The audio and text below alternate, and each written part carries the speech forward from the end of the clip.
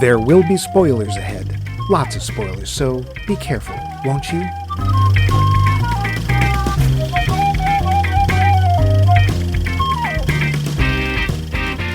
Hey there, all you cats and kitties. Ring-a-ding-ding, bend an ear and pick up what the chairman of the board is putting down. Dig me? You know what's completely square? Cuckoo communism. That's what, Clyde. No, it's not the ghost of Frank Sinatra here, although my absolutely flawless impression of him could certainly fool anyone. It's the final installment of our Conspiracy series. And we're going out with a bang called The Manchurian Candidate, a movie that, even if you haven't seen, we're betting you have some idea of the central idea of the movie, the hypnotically pre-programmed assassin. Ooh. But hey, we've got Frankie Sinatra, Janet Leigh, Angela Lansbury for crying out loud, and Henry Silva for all your Silva needs. I have many. Stare at this queen of diamonds and obey by listening to our scintillating discussion. We're your hosts, members of the famous Gerbil Pack, Max Dino the Dinosaur Levine and Mike Luce Davis Jr. Swing, baby! Yeah, it's a real cuckoo happening thing where this show we're doing, and that is the worst attempt at Sammy Davis Jr. That was Sammy Davis. I thought that was Paul Schaefer. I don't even think it's Paul Schaefer Jr. if such a thing could occur. Apparently not gay. Isn't that weird? Okay. It's very surprising. But before we get to that, we have our poll question. Poll question. Has there ever been an actor that you thought was too good looking for the part they were playing? We're talking Brad Pitt as the nerdy kid or Scarlett Johansson as the Star Trek geek. And some of you had some very strong opinions about this. Indeed.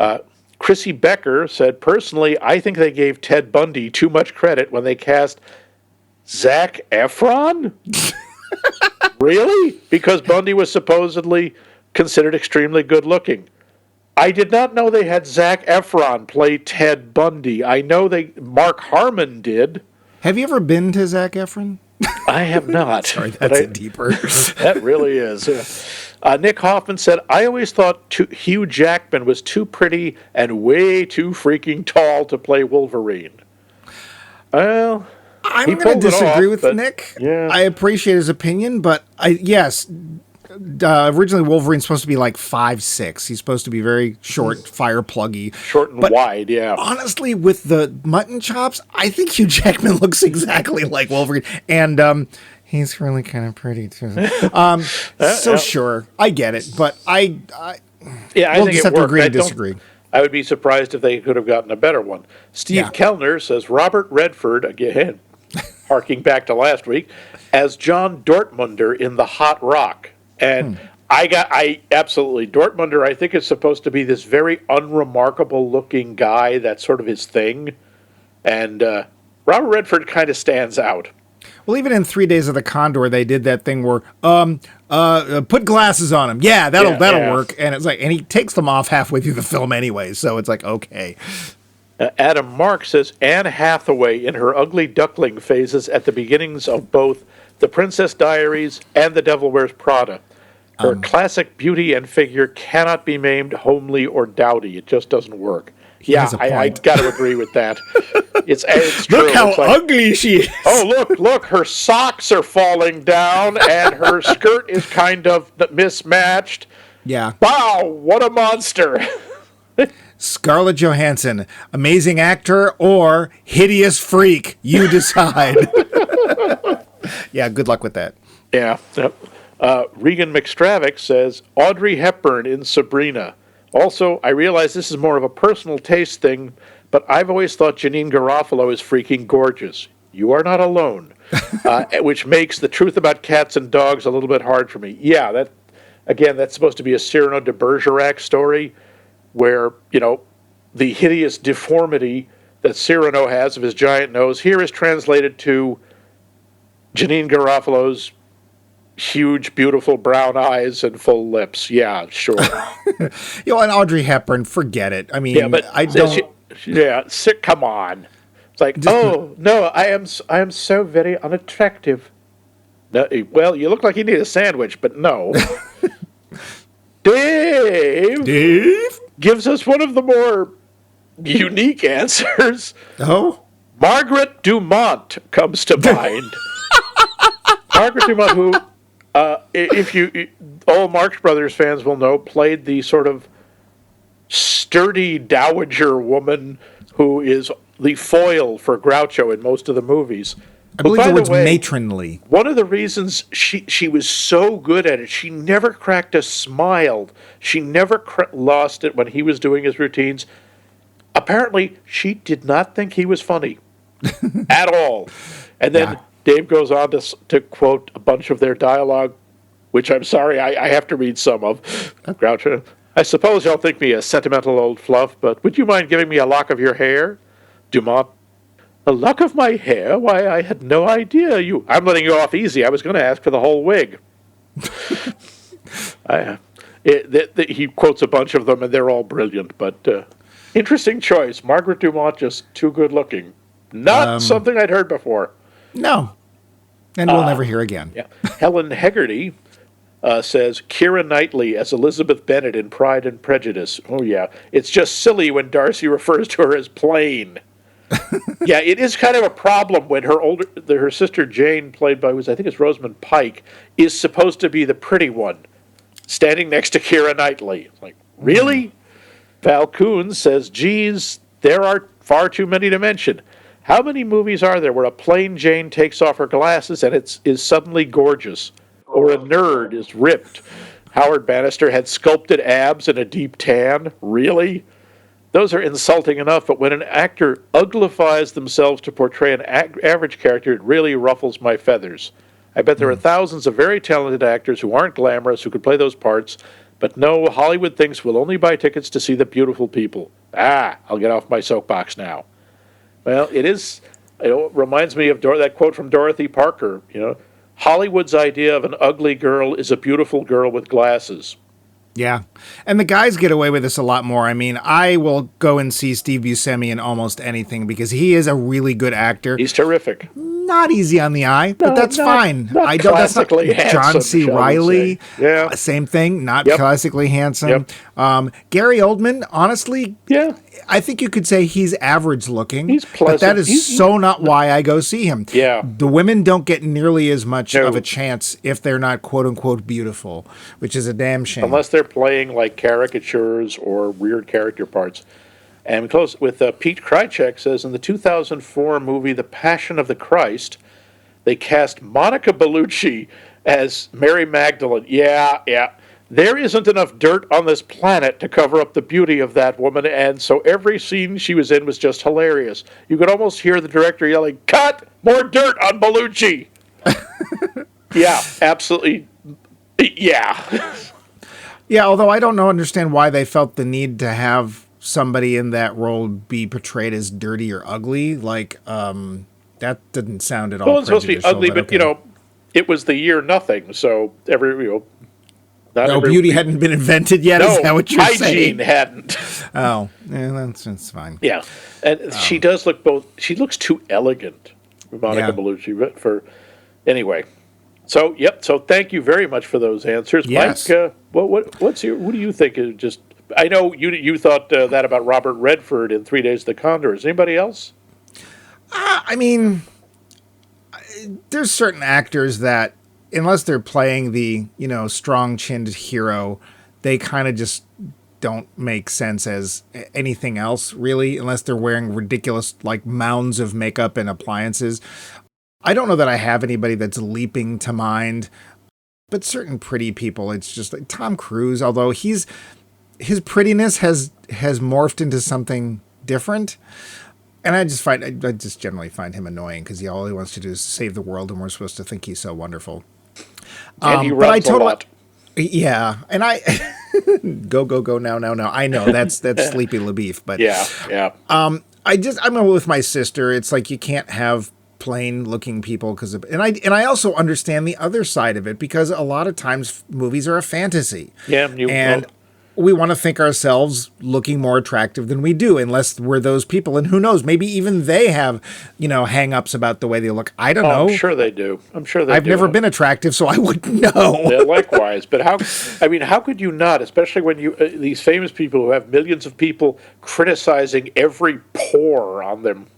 Of course they're going to have issues, but... Yeah. So I guess I don't have a particular, but the whole... let's throw some glasses on them. Because, of course, actually the stigma of the glasses has so changed from when you and I were young. It used to be, four eyes. But now people actually get them to look smarter. Yeah, even if they don't need them, they get them with plain glass, And also, it doesn't work. As soon as you talk, we know. Yeah. But how about you?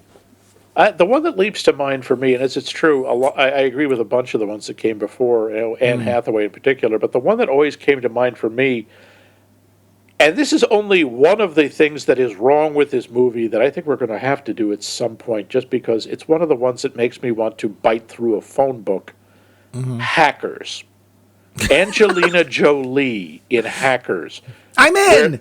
They give her a terrible haircut and some, punk clothes, and we're supposed to, this is a disaffected nerd. It's like, no, it's not. It's Angelina Jolie, and every man in that film would be prostrate at her feet.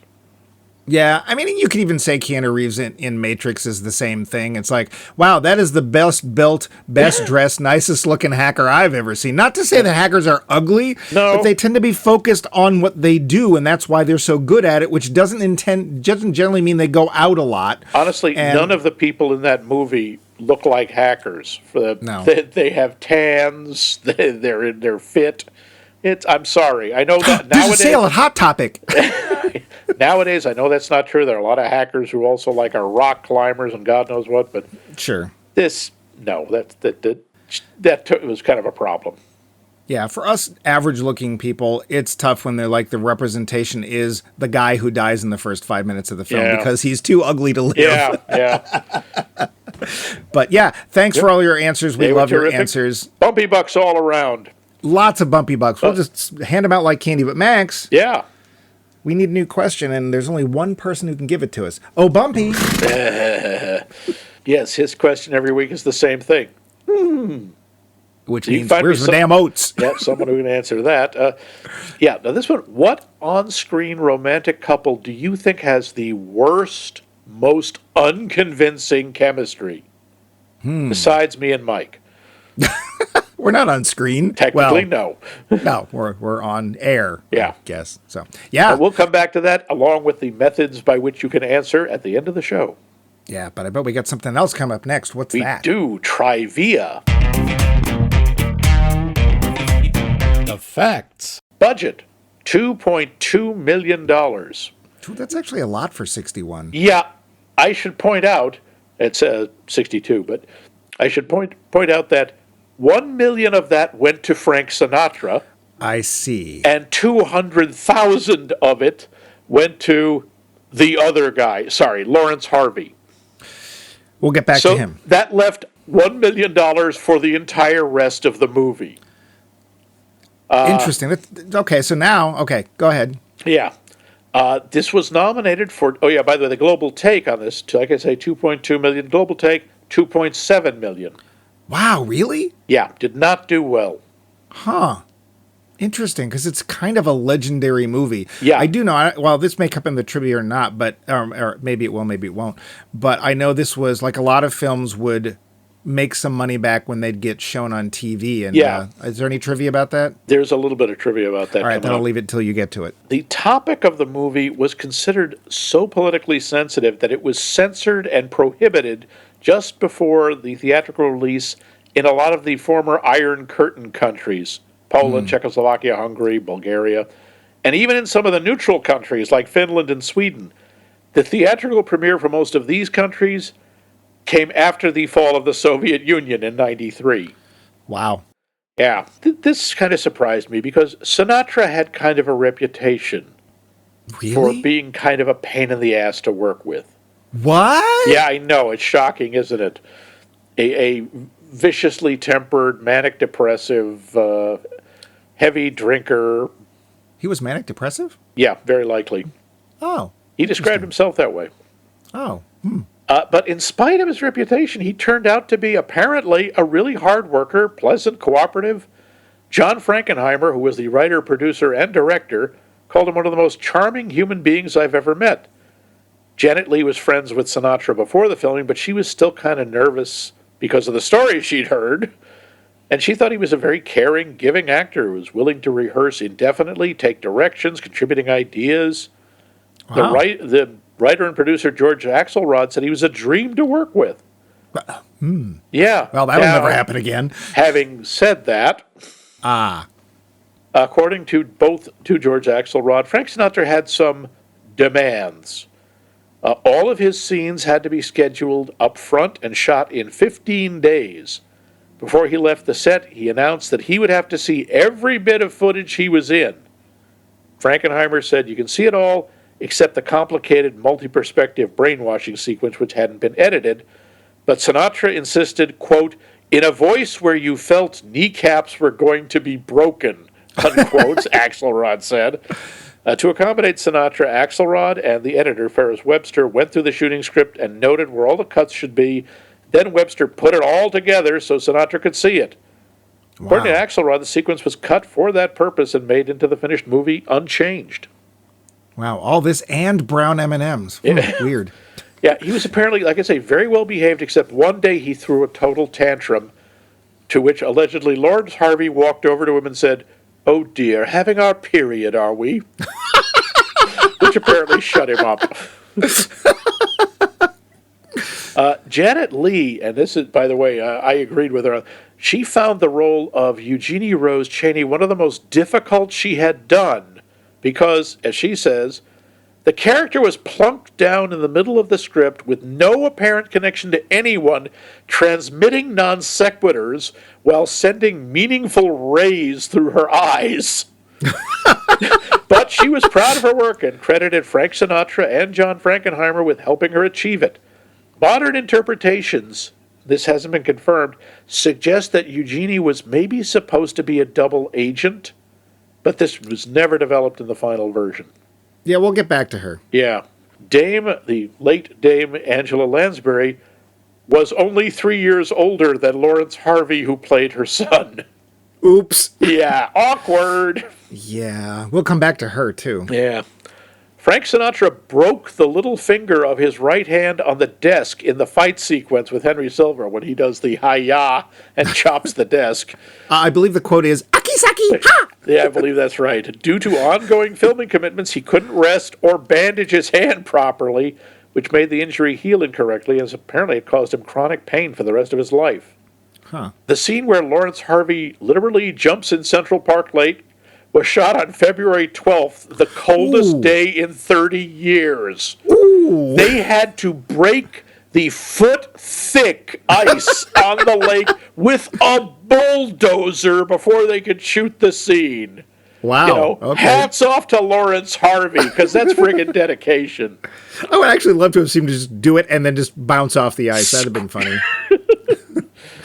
One of these sort of minor characters is the psychiatrist is played by Joe Adams, and that he was the first black actor cast in a part that wasn't specified in the script as black.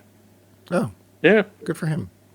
There is a myth about this movie that is not true, that it was pulled from circulation after the assassination of JFK. Coincidence? No. Yes. It made its American television debut on CBS Thursday Night Movies in 1965 and was repeated on that network later that season. Only when the rights reverted to Frank Sinatra in 72 did this movie disappear from view. Although even then it would show up for a third and fourth network showing on NBC in 74. What was, you had something about the take? Just that it was a film that just disappeared, like you couldn't see it on television. And actually, I don't even think it was being shown in repertoire theaters either for a really long, like, it was a film that people knew about but couldn't see. That's all I knew about it. Frank held on to it with both hands for some reason. That is weird. Yeah. The United Artists chief Arthur Krim initially wanted nothing to do with this movie, calling it irresponsible and too incendiary.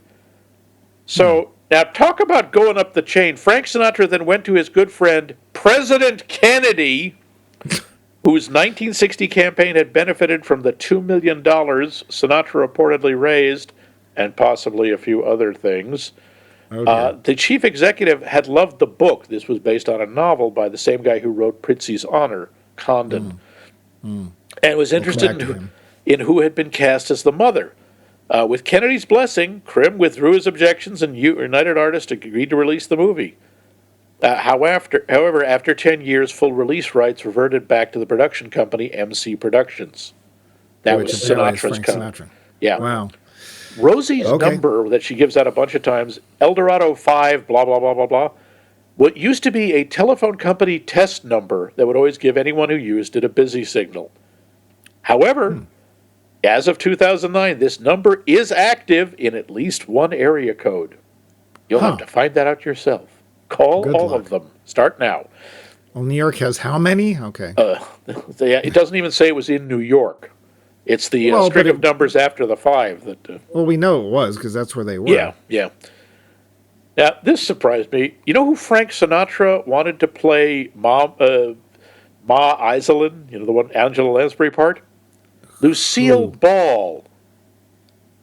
And that it actually makes a weird kind of sense. Yeah.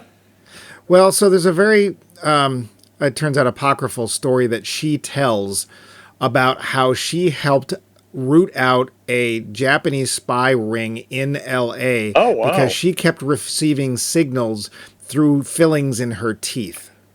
Oh, wow. So that actually happened? I always thought that was just, crazy people. No, she told the story. Like, I've seen her tell it on The Tonight Show. But it turns out, I think they actually did it at Mythbusters, is like, there's no way for you to receive signals on your teeth and actually be able to hear them or anything like that. But she claims she did and that she helped. So I can kind of see it if you stretch Armstrong's arms really, really far, then I can kind of see it. There's a bunch of other stuff, but I think that's good for us. Sure. I think that we should have a story. Yes, the plot. Meet Raymond Shaw, hero of the Korean War, awarded the Congressional Medal of Honor, savior of his men, beloved by all. But is any of that true? Well, no, as we find out. Shaw and his men were not pinned down in any cinematic firefight, but rather captured, flown to Evilstan, and subjected to Manchuria. Whatever. And subjected to horrific and nearly magically effective brainwashing, designed to make Shaw's squad mates present him as a hero and Shaw himself to be turned into a hypnotized assassin by evil communists. Because the most dangerous assassin is one who doesn't even know he's an assassin. We know this from the Naked Gun movies. Which would come in about 25 years. I must kill the Queen. Shaw is carefully groomed to kill a presidential candidate to elevate to power his own stepfather. Is his mother, Lady Macbeth, Angela Lansbury, involved? At first, only one man suspects anything. Major Ben Old Blue Eyes Marco, a squad mate who is beginning to recover his memories of torture and brainwashing only through his dreams. Love interests appear, plots and counterplots are plotted and counterplotted, and we see the terrifying power of playing cards. The film. Wow, really? You're going to blame this on playing cards? They're evil! Evil! Yeah, okay. Marcia, Queen of Diamonds. Watch out for her. Exactly. Yeah. God, boy, this is a deeper week.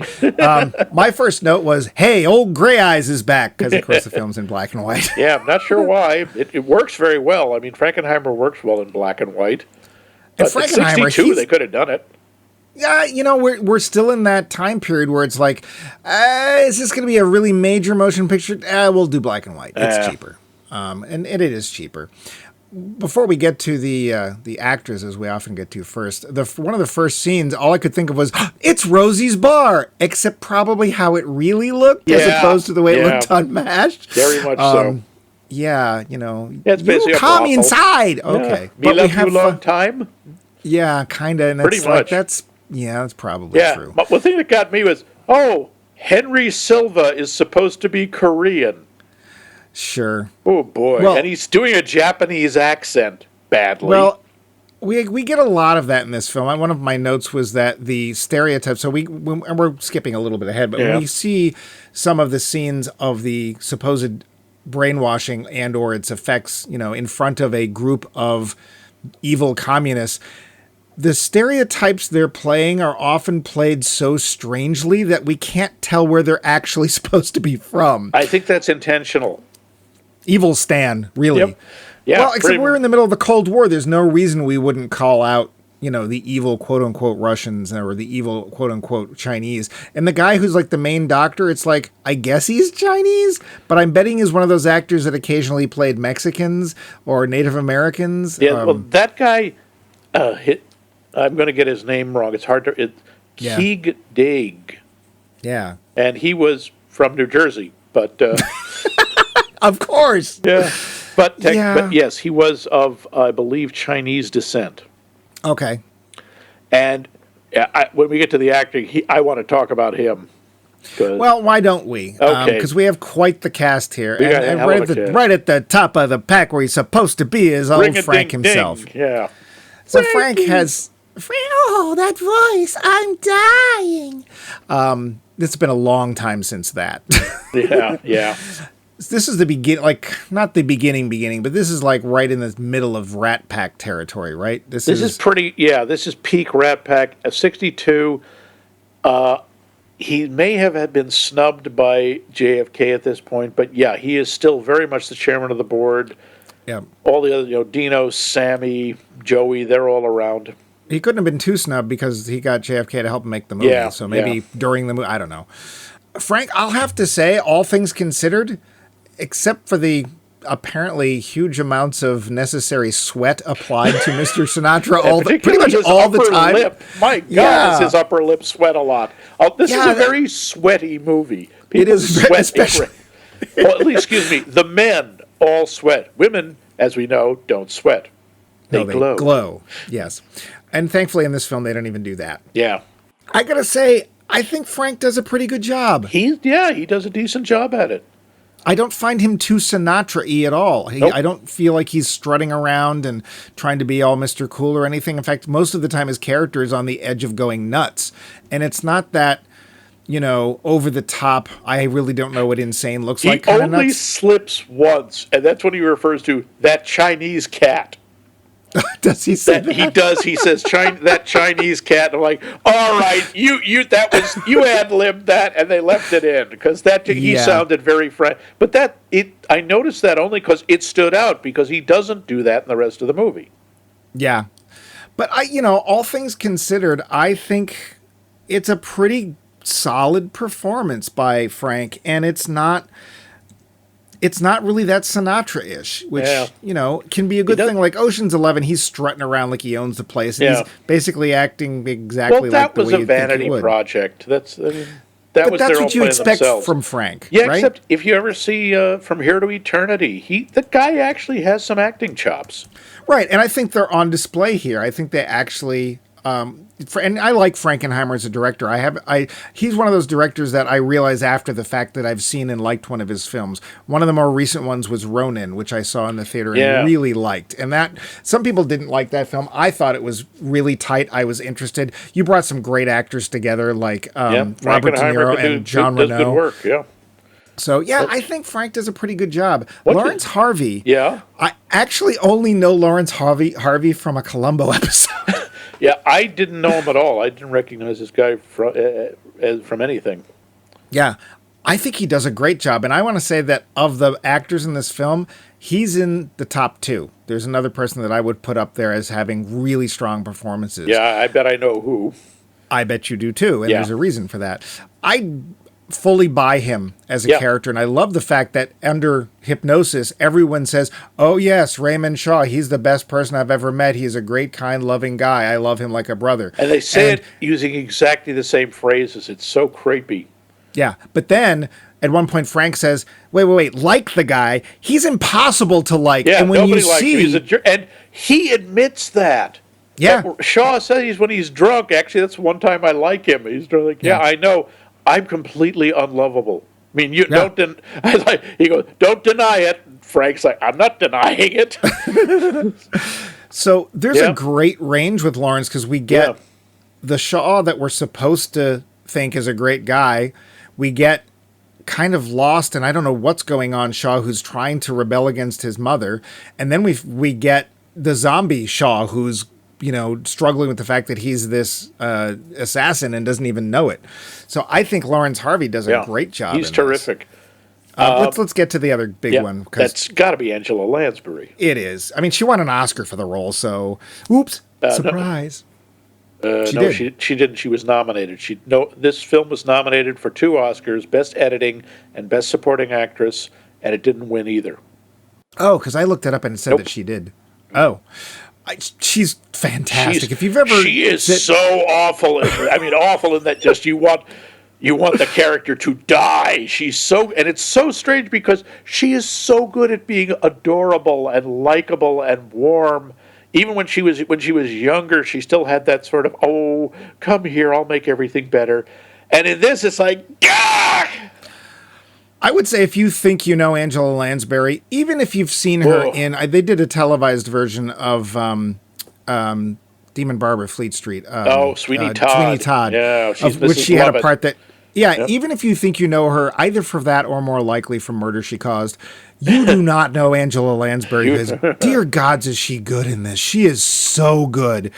She's manipulative. She is overbearing. Heartless. She is elegant. Mm-hmm. She is frightening. And I don't know. She's a surprise. Because, again, I didn't think I thought I knew her, and I obviously didn't.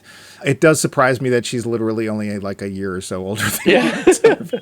Okay. Yeah, it does make the scene where she's kissing him on the mouth even creepier. Oh, we're going to get to that. We're coming back to that. That's the Judas kiss, but yeah. No, we'll get to that. This is from the book, and it's actually a lot more in the... Well, let's get to it now. Okay. So in the book... Yeah. Apparently, at one point, their relationship is not exactly the same as it is in the movie. Apparently, at one point in the book, they get in bed together. Oh! And they, Oh! Yeah. All right, I'm glad they kind of left that out, because that would just completely wreck the focus. Yeah. James Gregory, he's a character actor. Yes. You probably know him as Inspector Luger from Barney Miller. Yeah. I gotta say, I think, although when you hire James Gregory, you pretty much get James Gregory. He's a cartoon. He's a cartoon. He's not a fleshed out character, but he does what he's supposed to do. I think he actually shows more range in this than he generally does, because he's got that whole bluster thing, but he also has this yes dear side to him, which you don't generally see. He is so clearly a puppet of Shaw's mother. I mean, right. He's basically Mr. Shaw. They just don't say that. Well, and he's also representing somebody that was in power not that much earlier than this film was made. He's supposed to be Joseph McCarthy, right down to the fact where he's waving a list of he's a known communist working in the Defense Department. Of 275 known communists. Maybe it was 74. Maybe it was 50. 140. At one point, he even says 57, which I believe was the number that McCarthy first used. And again, McCarthy's number changed all the time. Well, and you realize why they picked 57, right? Probably not. Because Angela Lansbury is looking at him with a ketchup bottle. Because he says at one point he's pleading with her. So can we please just pick a number? I look like an idiot out there changing my mind all the time. And they show him putting ketchup on his steak, and the next number he gives is 57. So it's like, okay.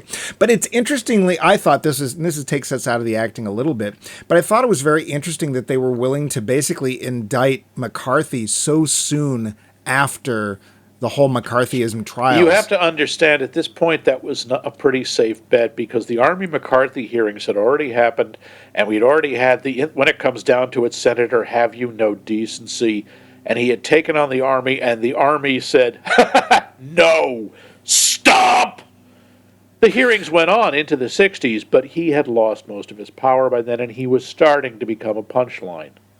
But people were still going by the blacklist in Hollywood. It was still going on. The Red Scare was still happening. Yeah. That's why I think it's interesting that this it's a very, very clear. Everybody knew it was supposed to be McCarthy. It was like there wasn't even a veil. Yeah. And it was still a major motion picture in '62. So that I found interesting because usually you don't see a turnaround that quickly, that blatantly. So I want to give them a little credit for that. Then we have to deal with the evil that is Henry Silva because oh dear, Henry Silva's always a bad guy, and here he's Chinese. Again. Yeah, I did not realize this. You know, he only died a couple of months ago.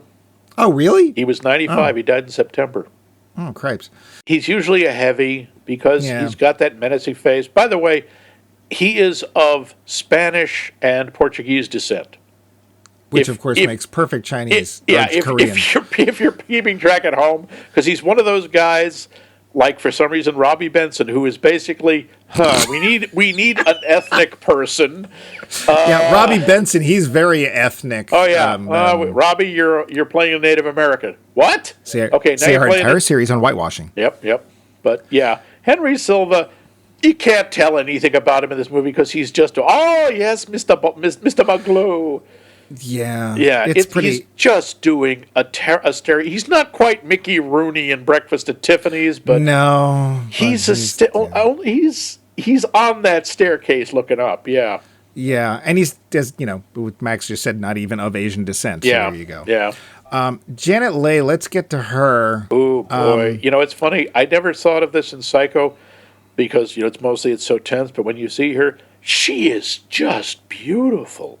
Well, in Psycho, you see her in underwear, so I'm surprised you didn't notice that. It's the face, those eyes. My goodness. She does have that slightly raspy voice, though. Yeah, and I like that. She does smoke a lot in this film, but of course, as we know, in the 60s, smoking can solve everything. Yep, as always, the answer is tobacco. Yep. I'm going to agree with her, and apparently they really... I did some research on the book. They actually kept to the plot of the book pretty closely, although they left certain parts out, which we're glad they did. Yeah. And her character literally feels thrown in, and some of the things she says are literally bizarre. They are very. She's trying to be like witty or clever, and they're just so out of left field. And the other thing is, she's so instantly drawn to Major Marco, Frank Sinatra. Yeah. All I could think was, oh, okay, she's a shill. She's a spy. She's going in there to use him. Nope. Maybe that was an intent at some point, but nothing. It's just like, no, hello, I instantly love you. And, I had a fiancé, but I told him to take his ring back, and I'm going to marry Frank. Yeah, after spending 5 minutes with him. And bailing him out of jail. Getting him out of jail for attacking an innocent Chinese, Korean houseboy. Yeah, and let's sort of touch on that too. There's a big scene. This is Max said this is when poor Frank breaks his little finger and my karate pinky. Bang. Yeah, pretty much.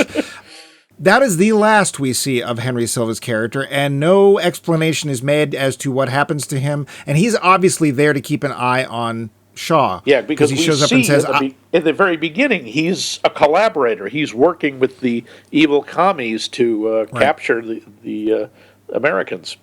Yep, and once he gets beaten up, we never see him again, and there's never disappears. I gave him the day off. Okay, but he was integral to the plot, and it was obvious that he got the job so he could keep an eye on him. Yeah, but apparently, gone. We'll find out later in the film, nobody needs to keep an eye on him, which, I want to talk about, I'm going to use the character's name because I can pronounce it better, Dr. Yen Lo.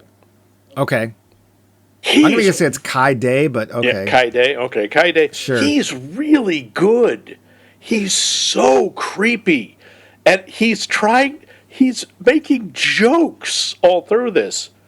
And some of them, like, he's showing... Okay, this guy is an expert in hypnosis and mind control. He works for the Pavlov Institute in Russia, which is a real place, by the way. The Pavlov Institute is real, and this I cannot prove. This is never. I don't think it's been established, but there is suggestion that during the 50s and 60s, that Pavlov Institute was integral to working on mind control experiments, sort of like the CIA's MK Ultra. Oh, sorry about the drool. I was going to ask you about the MK Ultra connection because it definitely feels like there is one. Although at this point, I don't think anyone would have known about it. No, it hadn't gone public. That was much later. And again, this isn't MK Ultra. The Russians, of course, they had the same kind of program. The Chinese did too. A lot of people did. Yeah, I agree. There's especially this segment where he shows up and he's talking. They've faked an accident for Shaw to be in, so they can basically give him a mental assassin checkup or something. Yeah. And there's a Eastern Bloc psychiatrist there who's overseeing everything, and in walks Dr. Yen Lo, and the guy is like proud of his work, like, oh, we've set ourselves up in this wayward home for alcoholics, but this down below everything's as it seems, and we actually even turned a profit this year. Oh, a profit. Oh, you're going to be too corrupted by the capitalists. I've got to go to Macy's because my wife has a list. See you, bye. But he makes you feel like anything you say is instantly under scrutiny, but he is obviously above reproach and he can say whatever he wants. It's a real, although in some of the things he says are like, really? Because one of the things he says, guilt and fear are uniquely American emotions. Yeah, that was real interesting. Huh? I like the weird Americanism jokes he does. Like when he is demonstrating to his audience how well he's which, by the way, I want to talk about that scene. Yeah. How well he's mind controlled them. And he said, yes, you notice I've let some of them smoke. And he asked one of them, how do you like the cigarette? That's great. He turns and says, it's yak dung. Tastes good, like a cigarette should. Which little shot at the Winston slogan. And at one point he says, if kill we must for a better New York, which is a direct shot at Con Edison's dig we must for a better New York slogan. Oh, that one I didn't know. Yeah. Okay. He does a surprisingly good job, which is good and bad, because of course he's playing the evil stereotype communist, party member, blah, blah, blah. But he is really quite haunting and quite frightening. Oh, yeah. And even the humor, the fact that you think this is funny? It's like he's making jokes and he's talking about, oh, fine, we'll have him why don't we have him kill one of your staff? It's like, oh, we can't, we're understaffed. Oh, fine. We'll have him kill. So it's just making jokes about, oh, yeah, here we're going to kill this guy or that guy. Just absolutely complete sociopath. Yeah. And he nails it. He does. He does do a very, very good job. We have a couple other people in here worthy of mention. John MacGyver, which people probably most know as a character actor. Oh, my God, I'm trying to think. He was... His voice is haunting me. I can't think of it. If you look at him, you'll go, oh, yeah, it's that guy. That guy. There were a bunch of that guy. It was the same, that was Thomas, he plays Senator Jordan, and you've seen him in everything, and he's always either really likable or really prissy. He was in a Gilligan's Island episode looking for butterflies. Oh, Pussycat Swallowtail guy. Professor Beasley. Yeah, that's who he was. You'd know him. Leslie Parrish. Which we Did know, you know where course, she was from? From the giant spider invasion. No, that's not where I know her from. Where do you know her from? She's from an old Star Trek episode. She actually played the one with Apollo. Who mourns for Adonai. Yeah, so I recognized her from that. Okay. And there's a few people here and there. But I would say, in general, we have a solid cast with a couple of real standouts. And I'm going to put Angela Lansbury right on top. I think, especially if you think you know her, she does a phenomenal job. She nails it shut, yeah. Let's go to that dream sequence, because that's a major part of the story. It's fairly early on. It's fairly early on. It's where we're seeing, basically, through the magic of hypnosis, the soldiers think that they're sitting out a rainstorm in a hotel, and they've been stuck in this, I don't know, symposium or a talk about hydrangeas. And they're surrounded by matrons and women in flowered dresses, and they're talking about this incredibly boring floral stuff, when in fact they're sitting in an auditorium surrounded by evil communists from various parts of the world, and Shaw is being told to strangle one of them and then shoot another one in the head. And man, how about the point when he goes to shoot the young kid that they refer to as their mascot, who's actually probably not old enough to be in the army, but that's okay, they just let him in. And as he pulls the gun and aims it right between his eyes, the kid smiles at him like, oh, it's my friend, Shaw. Oh, so disturbing. And the way it's filmed, you're going, what the hell's going on? And then suddenly they cut and you're looking at the auditorium. And then they cut back and you're looking at the matrons. Only one of them's like fondling a bayonet. And then they cut back and some of the soldiers are sitting among the women. And did you catch when it's Major Marco who sees this in a dream, but one of the other characters, a corporal, Melvin. Corporal Melvin. He sees it too, but when he sees it, all of the women are black. Right. Because he's black. Yeah. And It, it's incredibly effective. It's it is very really effective. disturbing.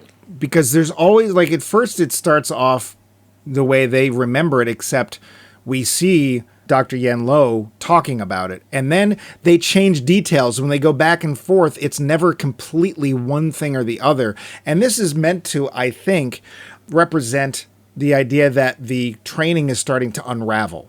So that there are holes through What he calls the linkages. Yeah, the linkages, at least with two of the members, because we never hear from any of the other ones ever again. Yeah, which is odd because we know only two of the squad died. Right, and so basically once everyone gets killed. home, we just ignore everybody else. And that's not going to be the only thing that we ignore. But usually dream sequences for me are poorly represented in films because they never are actually done the way they feel like in dreams. Yeah. And here we don't get something like Inception where stuff's flipping around and stuff, but the fact that people change in and out of parts was very dreamlike to me, and it's very sinister and very chilling. That's the word I use. I definitely think that whoever decided, I don't know if this is a Frankenheimer decision or not, but that was one of the most effective parts of the film. It might have been. He's well known for his strange camera angles and his attempts to convey dreamlike states. Yeah, some of it though, some of it's kind of confusing. I also there's a sequence where Raymond is talking to Marco and he's talking about how I wasn't always unlovable. And he talks about his first love, Josie. Right. It's Jocelyn Jordan, the daughter of Senator Jordan, who is his stepfather's political rival, his antagonist. And oddly enough, I thought this was going to be terrible. I thought this was, this is going to completely derail the movie. It's so sweet, and it's very touching. And it does give you a look into, he just falls in love with her immediately. And you can kind of see why. She's so sweet and so nice, and such a contrast to everyone else in his life. Well, it really helps flesh out the Raymond Shaw character, and he's incredibly faceted because on the one hand, he had a father I think that he actually really loved. We don't get a lot of mention of him. He died, and who knows, you could suggest to me that Angela Lansbury's character killed him somehow, and I would believe it. Yep, I would totally believe she'd kill someone to get what she wanted. But he knows that he's been manipulated by her all of his life, and he can't quite get away from her. Even though he protests to her and he calls her things and he says he hates her, he still always comes back. He can never get away from her. It's so painful to watch. And when he falls in love with Josie, his mother is like, no, we're not. You're not doing that. Not her. And she makes him write this apparently horrible breakup letter before he wanders off to the army. And he's regretted it ever since. And this is why Raymond Shaw is so unlikable, because the guy just has no feeling that he can give away anything of himself. And so he just ends up being this sort of uptight jerk, which comes across really well later on. But then that scene with Frank where Frank's like, I'm going to go and talk to this guy, and they start drinking, and it's the only time he can let go, and it is a really good sign. Now, that scene I really liked, even though it doesn't really affect the rest of the plot directly, like not the assassination part. It affects I think the main character, although Frank probably thinks it's him. It isn't. It's really Shaw. Yeah. And we get a much better idea of why it's such a tragedy as to what happens to him eventually. Spoiler! Yeah. That, it's a 60-year-old movie. Yeah. And I really like that part. The parts that we deal with where Frank has to be important and have a girlfriend add absolutely nothing to the film. No, it really doesn't do anything. Whereas, as you say, this adds to the ultimate tragedy of it all. Yeah. I also, it turns out that that Shaw has a trigger mechanism implanted in his brain, and I have to say, this is remarkably clever. Frankenheimer, whatever else he did, and the guy Condon who wrote this, did some research. The scene in the auditorium when Yen Lo is citing articles on hypnotism, those articles are real. Those are actual things on hypnotism, although they do not say anywhere that that hypnotism can make someone do anything that is abhorrent to them, that is totally against their character. You can fool them into doing it. You can get someone to jump off a building by convincing them that they're out walking in a meadow, but you can't say kill yourself. No one, or kill your friends. As far as I know.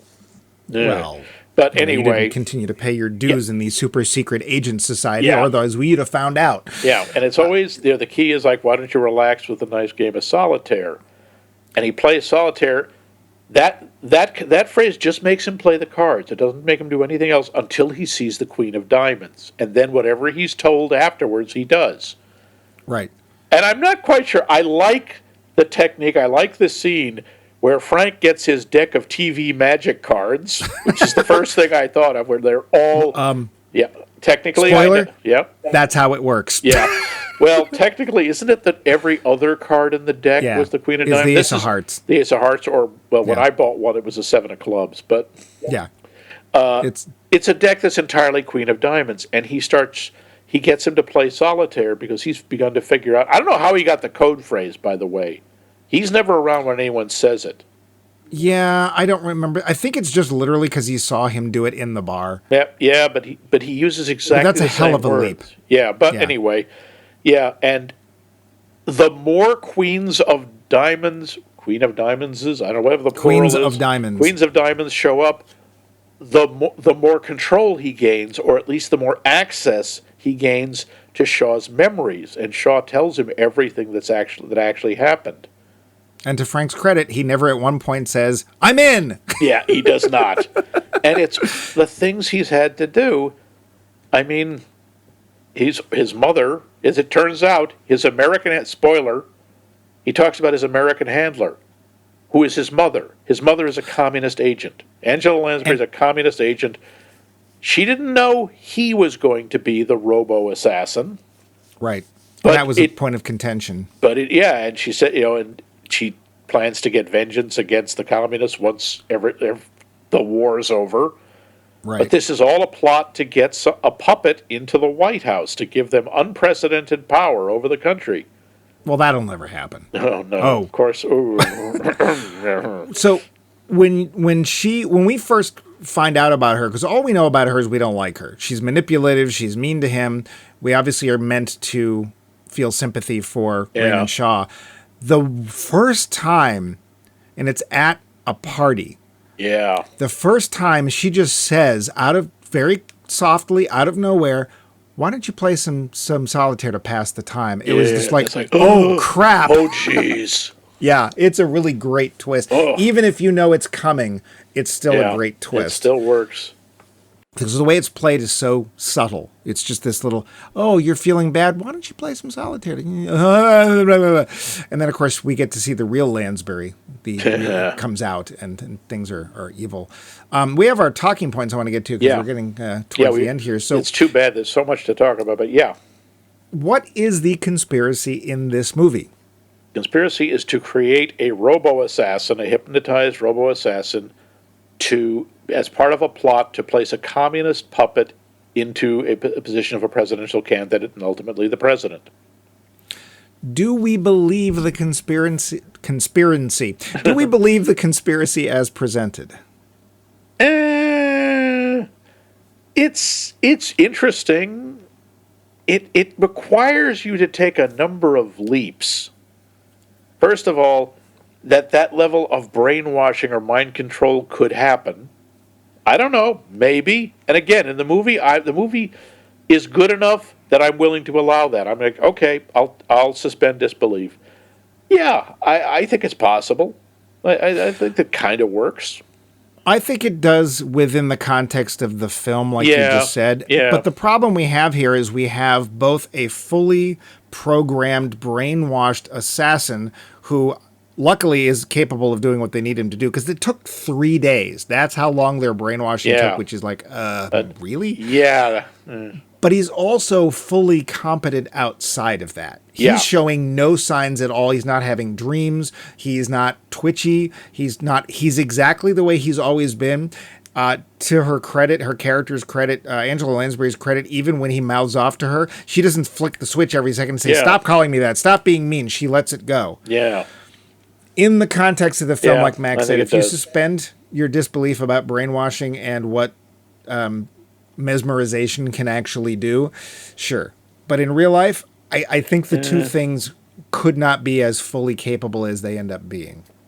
I will say the deprogramming scene with Sinatra is really cool because it is layer after layer. And then we don't know if it's effective. Frank is totally convinced. Yeah. So At much so that he's first. like, he's fine. I'll let him go, and we don't need to watch him. He's all right. Yeah, that I had a problem with. Really? This guy works for military intelligence, and he says, yeah, just go on. We're not going to put a tail on you. We're not going to put a tracker on you or bug you. No, just Yeah. you. No. You're cool. You're fine. Yeah. Just give me a call when you get there, okay? Beautiful. I do have a few other notes, just real quick Yeah. ones. There was a remake of this film made Oh, in yeah. 2004, which Yeah. actually, at least on Rotten Tomatoes, has a reasonable rating of 80%. It started Denzel Washington as Sinatra's character, Liev Schreiber as Shaw, which I think is a really interesting point, because, of course, eventually he's going to turn into Sabretooth, but that's beside the point. And Meryl Streep and Angela Lansbury's part. I bet that's worth watching. That could really work. Apparently, they do change a lot more in this, and they make it up to date, which is fine. So, if you're interested, maybe you want to see a more recent version, check that out. Although most of the reviews I read said that it did not really hold a candle to the original. So there you go for that. The other thing is that in general, you usually see adaptations and they wander off from the books a lot. And I looked at the plot of this book, and it's actually pretty much exactly as it is in the movie, except for the incest. Yeah. So if you're looking for something that's taking its source material really seriously, this is apparently one of these things. Although, very recently, somebody pointed out that there's at least 2 paragraphs in this book that are lifted directly from Robert Graves' I, Claudius. Oh, oops. So, and it was apparently well known that Condon was a fan of Graves. So take that with a grain of salt. Okay. But other than that, Yeah, might as well get to the wrap-up. The finish. so Max, Yeah. I'm sure you've heard of this Oh, film. I've heard of it for years and years. Oh, yeah. When was the first time you saw it? Do you know? It's funny. I don't really remember because there was so much in this movie. I'm pretty sure I saw it, and I saw it on videotape. I never saw it. Of course, I didn't see it in the theater. But I had forgotten so much about it. You're supposed to. Yeah, I guess so. I'd only you buy seen it another once. ticket. Yeah. How about Oh, okay. you? So you don't even remember when? Nope. No It's idea. a long time ago. So until whenever that was until now, Yeah, this nope. is almost your first viewing of it. Pretty much. So what did you think? I think it's really good. I think it's amazing. I can see why. I'm not surprised it didn't go over as well because it's a very dark movie for that period, and it was released like a year before the Kennedy assassination. It's a little Well, awkward. they couldn't know that. Yeah, but it's really imaginative. It's really well done. There are some flaws. Like most of the things, the relationships with the women don't make any sense. It's like, hi, I instantly forgive you for treating me like crap all those years ago, or hi, I love you. Okay. See, I was willing to give the character of Josie credit in that she understood about his mother and probably figured, like, he's never spoken to me like this. Why would he write this? Oh, of course, I know why. So that one I'm fine with. The Janet Leigh character literally makes no sense. And even if she's in the book, it feels much more like, well, we have to pad out Frank's part and make him seem We got to give more interesting. Frank needs someone to make out with. Yeah. Pretty much. Yeah. And, of course, they couldn't pick much better than Janet Leigh. So I mean, there you seriously. Like, go. But would you recommend this for a modern audience? I would absolutely recommend this. I wouldn't watch it if you're in a dark mood because this is a downer movie. Yeah. But yeah, I would definitely recommend this. What about you? I think I knew of this film. It's one of those films that you've heard of. And, as we pointed out, it was not viewable on TV for a really long time. And by the time there were so many other things that had sort of superseded it. As a teenager or a 20-year-old or 30, I probably wouldn't have bothered. I think I watched this when I had COVID. Again, I had a fever. So it's like, yeah, I think I watched this. But there were things that popped up. It's like, oh, yeah, I forgot about that. So it's not, even though the distance between viewings is much narrower than yours, it was kind of the same. Yeah, but what'd you think? I think it has a lot of big holes in it, and that could be fixed with editing. Janet Leigh, I'm sorry. You do a fine job, but I can see your struggle. There's no point in you being just forgetting about characters like we don't ever see Henry Silva. we just let him go. Yep. We never see any of the members of the platoon again. I actually really liked James Edwards' character. He was Corporal Melvin. It was nice to see some black characters in a film like this, and he doesn't last long, but it looks like there's something more there. There's too much meandering for Frank. There's plot holes like, oh, I deprogrammed him, he's fine, let's leave him alone. Yeah. But the ending is really effective, and It's I did so not see tense. it coming. And I'm not going to spoil the very ending, Yeah. but the very ending is, shall we say, not bright and happy, but it is really well done. There's a lot of good tension in this film. It's a bit long, although it's paced pretty well. Yeah. It's 2 hours, 6 minutes. About 2 hours, 6 minutes, yeah. I didn't really feel that it was overly long or boring or anything. No. Yeah, if you're a fan of conspiracy films, if you want to see Or an just amazing thrillers. performance, but if you want to see an amazing performance by Jessica Fletcher before she's Jessica Fletcher, this is an Angela Lansbury you do not know. Lawrence Harvey makes me want to look him up and see more films with him in it. So yeah, I would recommend it. Okay. But this brings us to the end of this part of the show. We Before- have to go over that. Yeah, but hang on. I do want to bring up something. As we're finished. Oh, not like that? Yes, my lunch. And that's, as we finish this conspiracy theory series, Conspiracy. what do you think makes these movies so popular? Why do we, they're still going on. They've been going on for 60, 70 years. Why are they so popular? Why do people want to believe in these conspiracies? I think that in general, a lot of them are just that much more interesting than the real happenings. You know, it's like, what's more exciting? This whole CIA subplot and these foreign nationals and heck, the mob killing JFK, or a guy with a gun? Yeah. I've always thought it's because people want to believe there is something larger at work. They want to believe that, okay, there's something, it might be evil, but everything is being controlled. And it's like the shadow government or the New World Order or the Illuminati or the lizard people or the, I don't know, milkmen. The Milkmen? Yeah, they were a good band. There's no conspiracy about milkmen. Oh, yeah. That's what they want you to think. That's how good it is. Yeah, sure. People, When's the last time you saw a milkman? Exactly. People really would like to believe that someone is in charge, that something is in control of their world and of the events, rather than... It's interesting you bring up JFK as one of them. There is a theory out there, it's like a conspiracy theory about conspiracy theories. The idea that one of the reasons the whole JFK was killed by this huge conspiracy is so prevalent and doesn't go away. People have argued that the CIA was behind that, or other aspects, the federal government, because they want to promote the idea that no, one person cannot change history. One person can't do that. It takes a huge organization. You don't have that kind of power. You need an organization to do it. And that is what a government will want you to believe.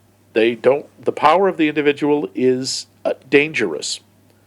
I doubt the CIA was that clever to come up with something like that, but I think it's an interesting idea, and I just do think it's interesting that people are so willing to come to listen to some of the weird-ass conspiracies that they do. Yeah, it also plays on fear, so Yeah. it goes right to the heart of one of those strong emotions that we've got. So Yeah. I think there's that too. But I think it's just a lot of times it's a lot more interesting. You know, the whole Catcher in the Rye and how that plays a huge part in it. It's like, no, it doesn't. And in fact, the people that to be fair, Mark David Chapman, I think he had it in his hand or in his pocket when he killed Lennon. Yeah, I think so.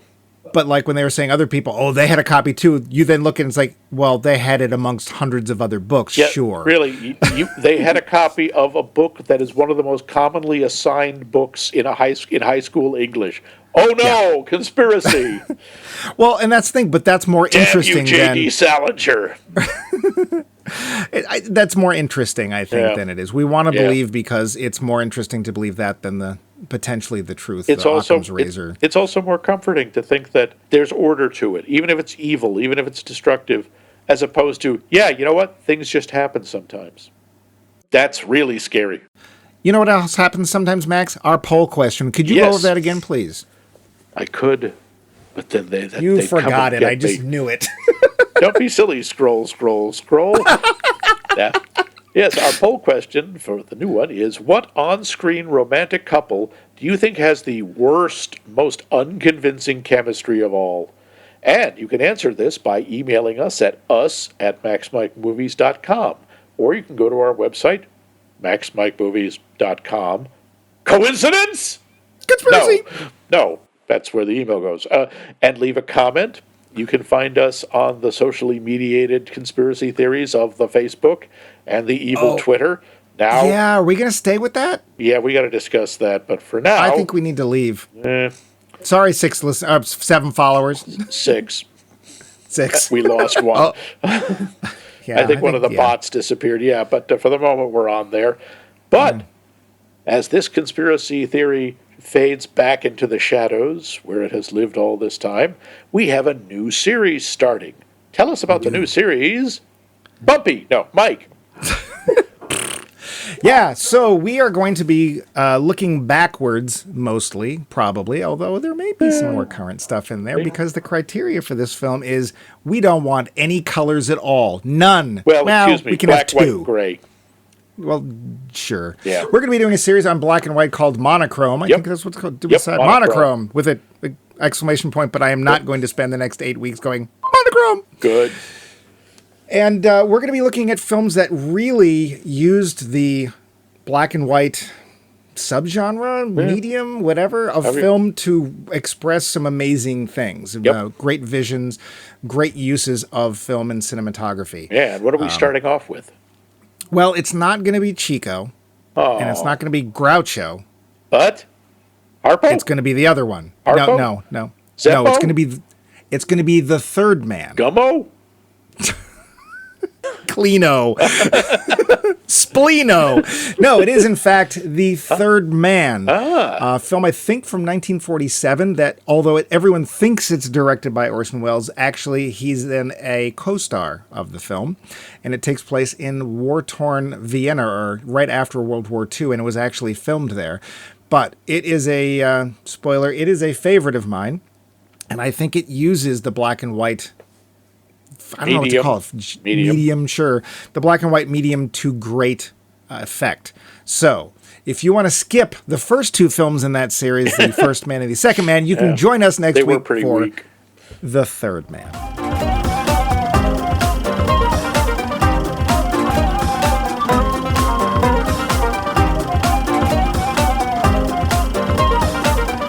This has been a co-production of The Voice of Max and The Movie Wrench.